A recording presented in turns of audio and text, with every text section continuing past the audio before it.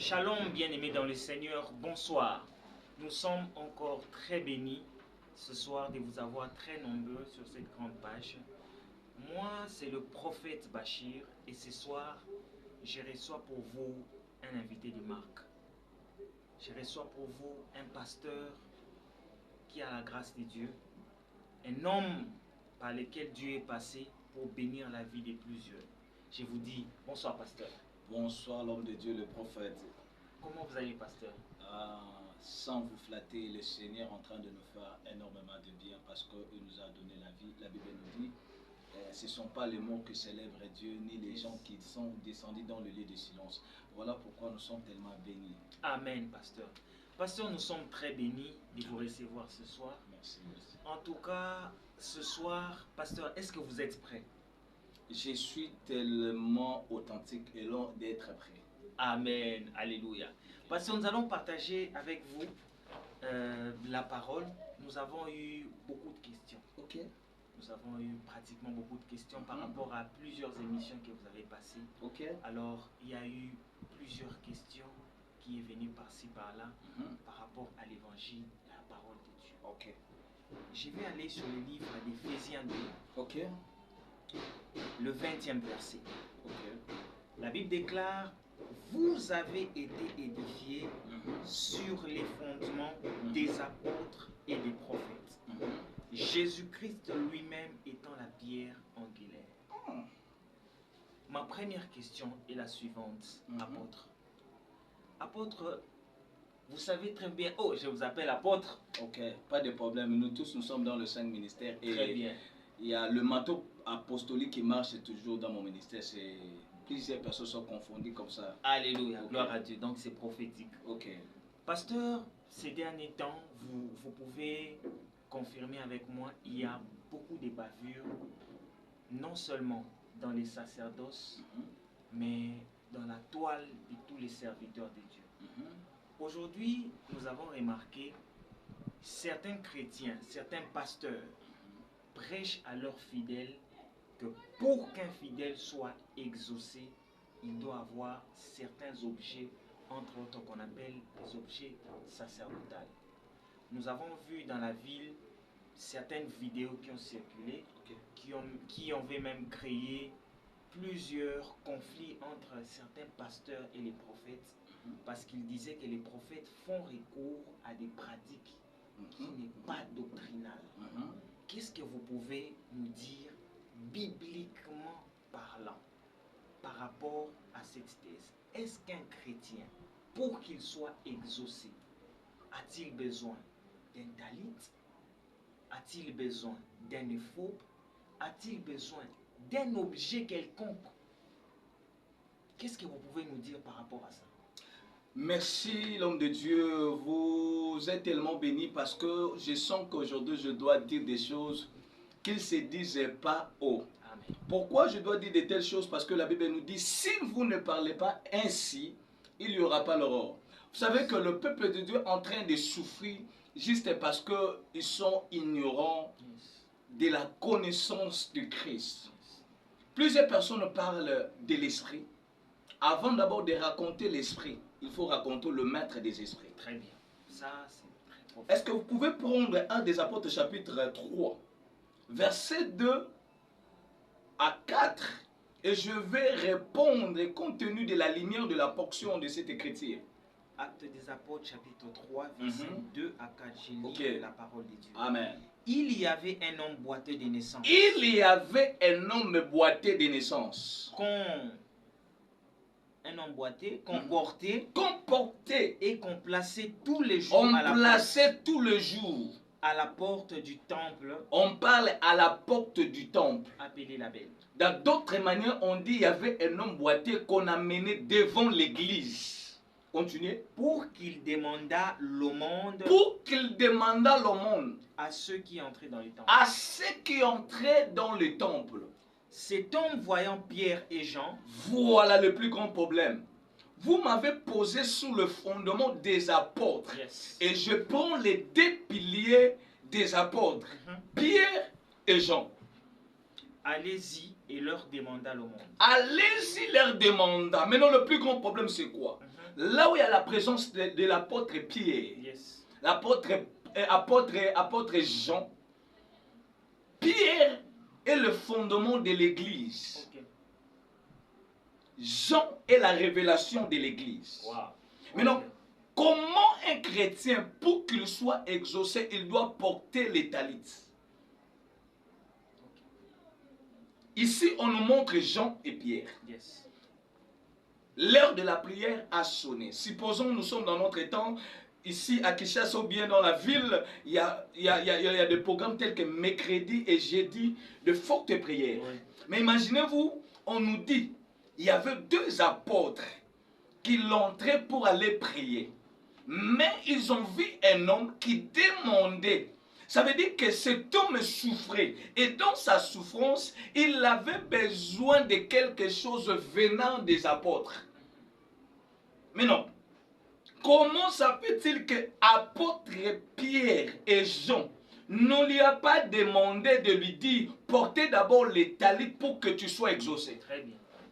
Mais la Bible nous dit, il dit regardez-nous et observe quelque chose qui va sortir de nous. Yes. Ça veut dire que les apôtres en train de nous enseigner, à chaque fois que tu te tiens devant Dieu, regarde le canal par lequel il vient de passer pour que tu sois exaucé. Cet homme avait besoin d'exaucement et il était boité de naissance. Ça veut dire que son exaucement a duré longtemps qu'il attendait, voire même ses parents. Mais on n'a pas vu l'apôtre dire que achetez l'huile, achetez de l'eau, achetez quelque chose afin que je fais de pratique pour ton exaucement. Yes. Mais la Bible nous dit, il dit, j'ai ni or. Quand on parle de l'or, c'est la divinité. Ni argent, mais ce que j'ai. Et il avait quoi? Et vous allez comprendre, ils étaient à 2. Mais l'autre, il dit, ce que j'ai. Ça veut dire que l'église était là. Mais quand la révélation parle, l'église était. Je ne sais pas si vous... Ouvrez un peu le rouleau. Ouvrez le rouleau là, c'est très intéressant. Mais non, si l'apôtre Pierre et l'apôtre Jean étaient dans notre temps actuel, ça veut dire que dans leurs églises, ils pouvaient avoir des sacs de talits. Exactement. Or, le plus grand problème avec les chrétiens actuels, ils sont dans le mouvement, mais ils ne sont pas dans le mouvement de l'esprit. Tout mouvement n'est pas mouvement de l'esprit.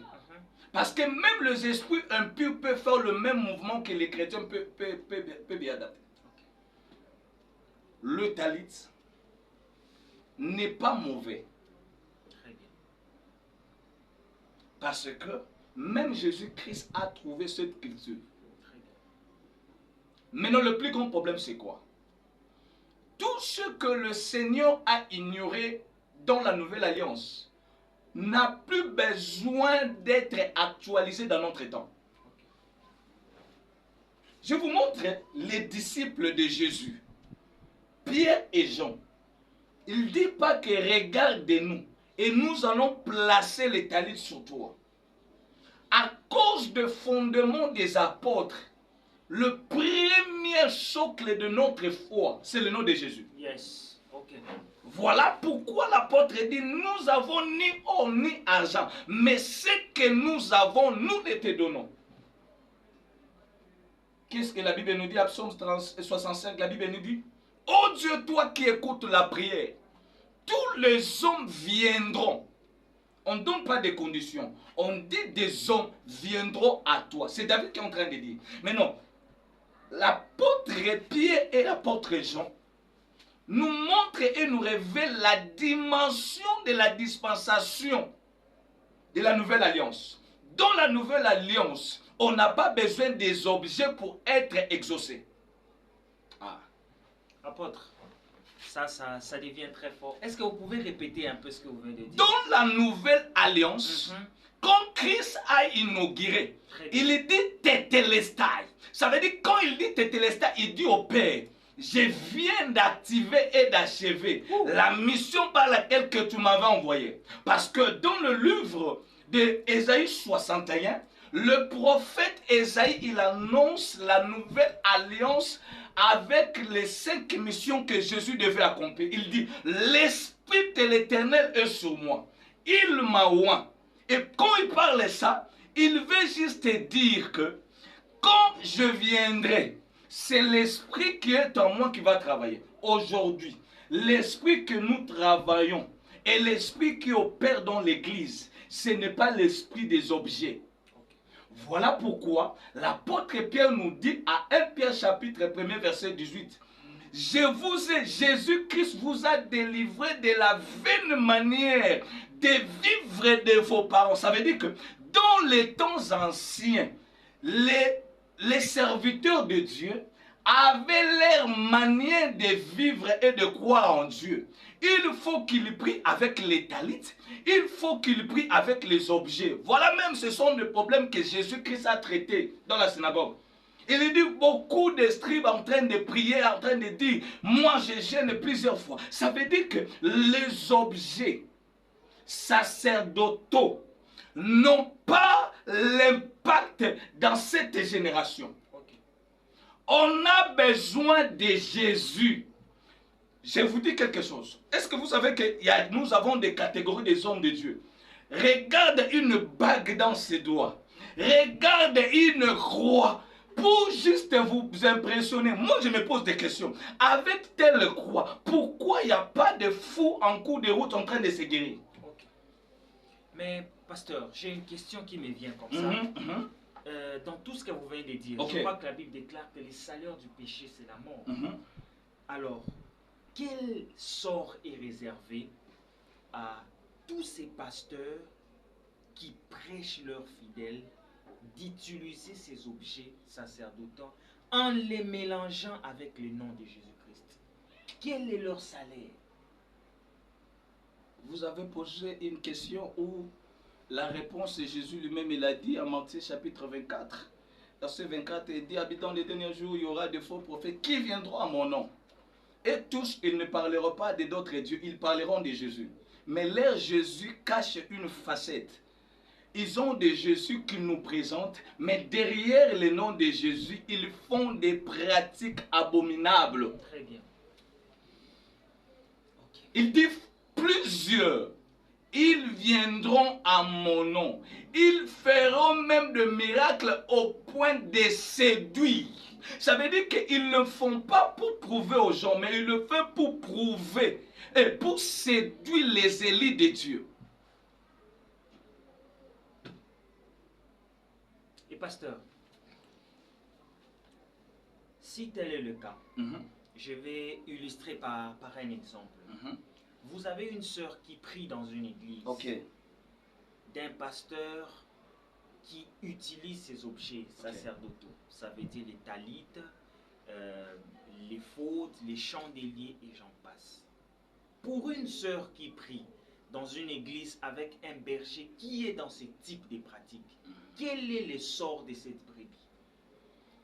Les sorts, la Bible nous dit, vous les connaîtrez par leurs fruits. Et voilà pourquoi ces derniers temps, attendez-vous de voir des scandales qui sera viral dans les réseaux sociaux, voire même dans la vie actuelle, parce que le Seigneur va le mettre en public.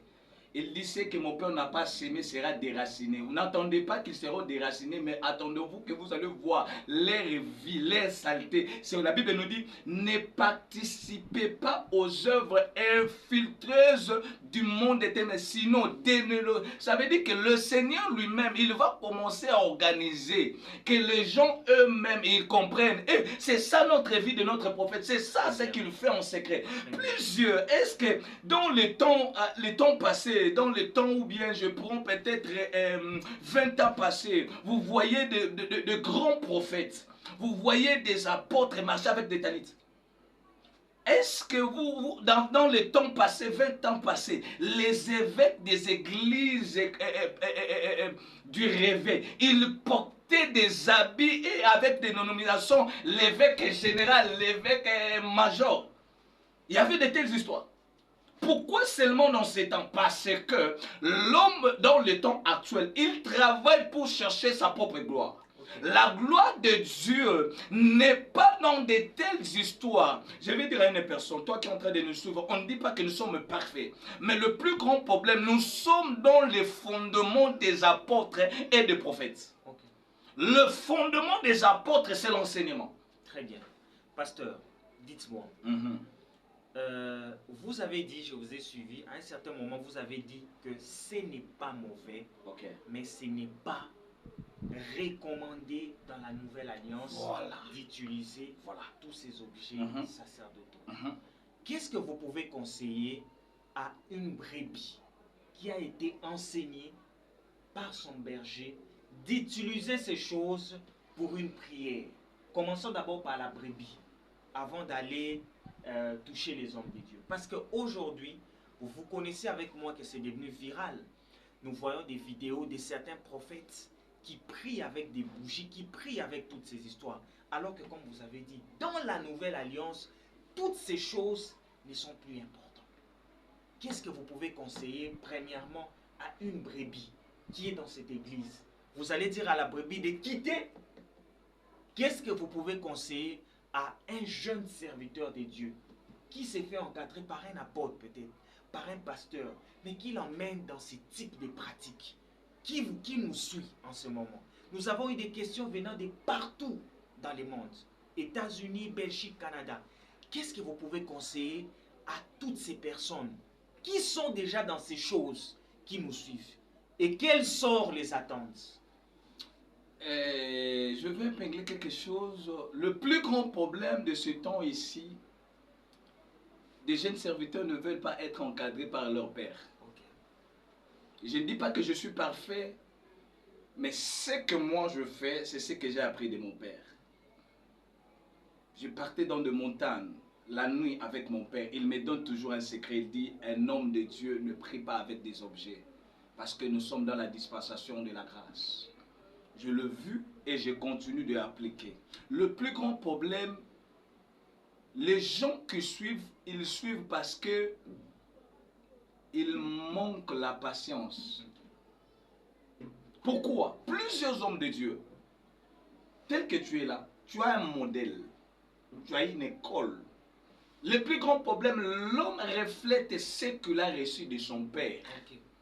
Maintenant, nous avons de pères corrompus, soi-disant des grands, soi-disant de pères.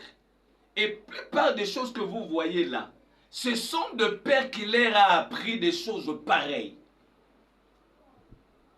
Moi, mon père m'a appris. À part l'imposition de main, il n'y a pas un autre canal que tu peux communiquer le miracle. J'ai vu une sœur qui m'a demandé, dit papa, il y a un prophète qui m'a demandé, il dit, pour ma délivrance, il doit coucher avec moi. La délivrance est de venir sous le moyen sexuellement transmissible. Ça, c'est quel Dieu? Et le prophète est connu. Et le prophète opère de miracles. Je pose des questions. Est-ce que le miracle qu'il opère, vient vraiment de Dieu? Si réellement ça vient de Dieu, est-ce que le Dieu qui transmet le miracle là, c'est un vrai de la sexualité ou bien le Dieu que nous connaissons? Est-ce que tu peux permettre que tu apprends que ta sœur a été couchée au nom de la délivrance? Oh là là. Ça, c'est quelle délivrance? Ce sont Il y a des des autres qui disent que je vais faire la prière qu'Élisée a fait. Écoutez, l'acte qu'Élisée avait commis, si Dieu nous fait grâce, un jour on parlera. Les gens qui viennent au nom de Dieu, soi-disant, juste pour abuser de sœurs, vous pouvez vraiment comprendre de telles choses. Imaginez-vous. Mais apôtre, Mhm. dans la Bible, on voit des exemples. La Bible déclare que même l'ombre des pierres guérissait. Mhm. Son mouchoir. Mhm. Est-ce qu'on peut prier pour un objet et que cet objet devient un canal de guérison? Ça, c'est ma question. C'est une bonne question. Ça peut se faire. Je pose des actes prophétiques fortement. Peut-être ce que mon père ne le fait pas. Très bien. Mais je pose des actes prophétiques en suivant des règles de l'esprit. Ok. Écoutez, Dieu n'est pas dans l'objet, mais Dieu peut utiliser un objet. Très bien. Ok. Est-ce que vous pouvez imaginer qu'un animal peut donner l'orientation à un homme? L'un des prophètes Balaam. Dieu est passé par là. Mais Dieu n'utilise pas des animaux. Il a utilisé des animaux parce que tout ce qui est comme nature, le prophète ne comprenait pas. Dieu est passé par là. Ça veut dire que si vous regardez le miracle que Jésus a opéré, il a pris la boue, il a fait et il a mis. Et il ne faisait pas chaque fois. Comment ça fait-il que toi, dans chaque culte, il faut que tu vendes de l'eau, il faut qu'ils vendent les jus pour qu'ils disent que c'est le sang de Jésus. Là, ce n'est plus Dieu. Dieu peut passer par toi par l'imposition de main.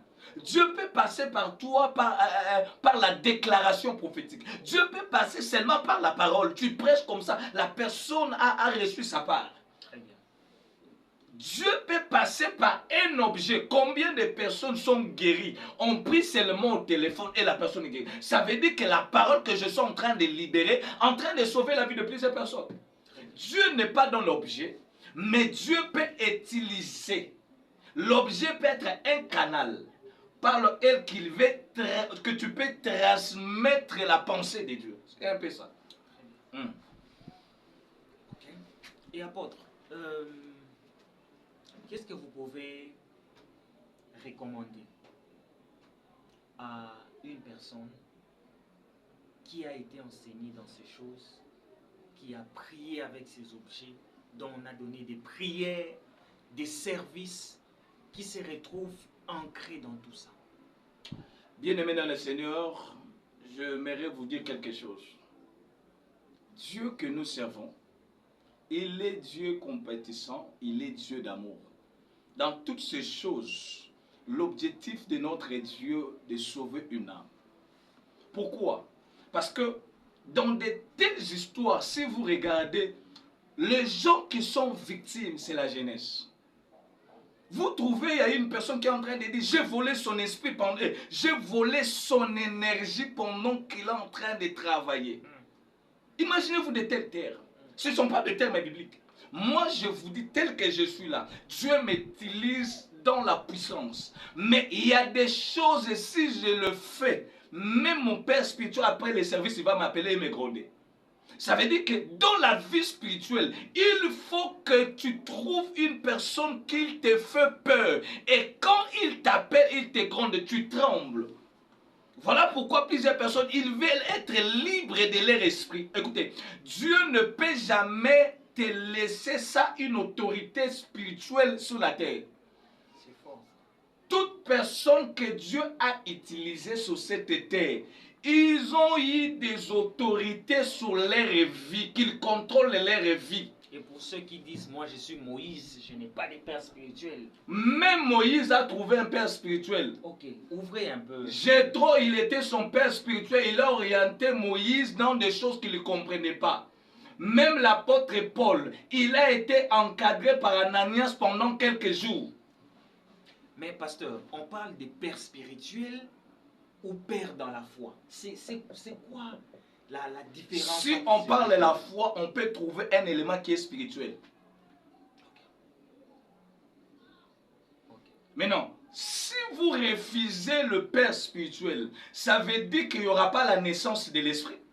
Parce que la Bible nous dit, quand on parle de nouveau et la nouvelle naissance, on veut juste dire qu'on n'a pas seulement été engendré en esprit, par l'esprit plutôt, mais il y a aussi des encadrements de cette grossesse. Ça veut dire qu'il y a des autorités que Dieu a établies pour notre foi. Même Paul, c'est lui qui a fait de grands espoirs dans le Nouveau Testament. Il a été encadré. Pierre l'a dit, de telles choses, on ne le fait pas ici. Mais non, toi, tu ne veux pas être encadré. Toi, tu veux faire tout. Toi, Yomoko, papa, toi-même, tout. Tu veux faire tout. Ça veut dire que même le prophétique, on l'apprend aussi. Moi, je vais vous témoigner quelque chose. J'ai été encadré par mon père et je continue toujours d'être encadré par mon père spirituel, l'apôtre Israël Kassenda, que je salue. Mais j'ai trouvé trouvé en dehors de lui un père que j'ai trouvé qu'il était modèle pour moi, le prophète Monga, Emmanuel, son ami proche.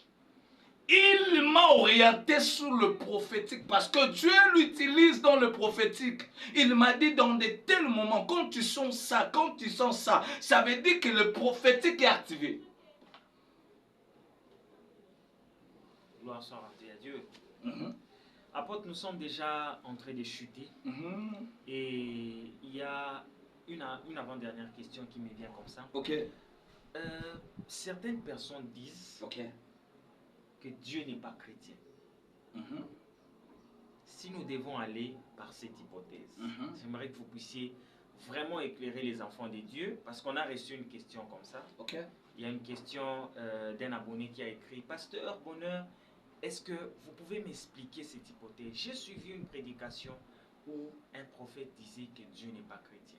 Si Dieu n'est pas chrétien et un esprit, est-ce que Dieu peut vous révéler dans un songe? Il vous dit par exemple, pour cette prière ou pour ces cas, pasteur, allez prier avec un talit. Ensuite, mettez ce talit sur la tête de cette femme et cette femme sera guérie. Est-ce que Dieu peut faire ça? Parce que Dieu est un esprit. La première des choses, vous avez dit que Jésus-Christ n'est pas chrétien. J'ai dit oui. Parce que quand vous dites que Jésus-Christ n'est pas chrétien, même les kimbanguistes prient Jésus, mais ils ne sont pas des chrétiens, ils sont des croyants. Les noms ou bien les mots chrétiennité est une dénomination.